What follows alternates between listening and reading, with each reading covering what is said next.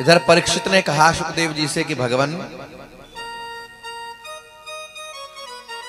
मैंने सुना है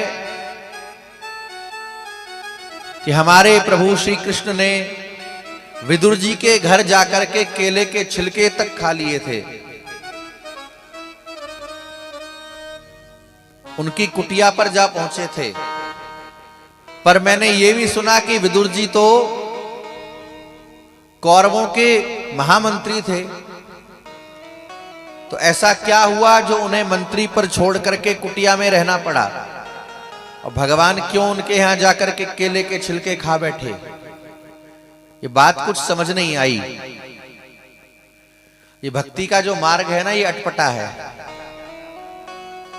यहां दिमाग काम नहीं करता, यहां बुद्धि काम नहीं करती, यहां काम करता है हृदय।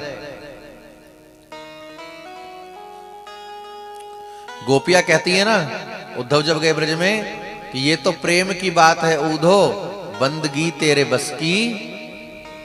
और यहां सिर दे के होते हैं सौदे, आशिकी इतनी सस्ती। सिर देने का मतलब बुद्धि समाप्त। दिमाग दौड़ाओगे तो फिर कुछ हाथ लगने वाला नहीं। सुखदेव जी कहते हैं कि राजन, यदा तु राजा स्वसुतान साधून पुष्णन् धर्मेण विनष्ट दृष्टिः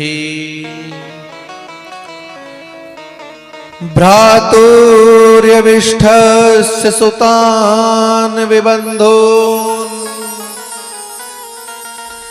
प्रवेक्ष्य लाक्षा भवने ददाह।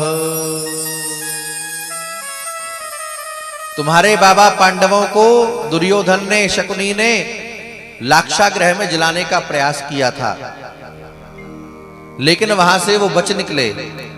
और लौट करके जब हस्तिनापुर में आए तो दुर्योधन ने राज्य देने से मना कर दिया। एक दिन विदुर जी समझा रहे थे धृतराष्ट्र को,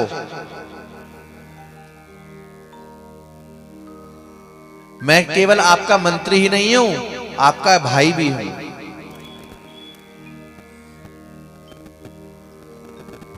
विदुर जी भाई हैं धृतराष्ट्र के।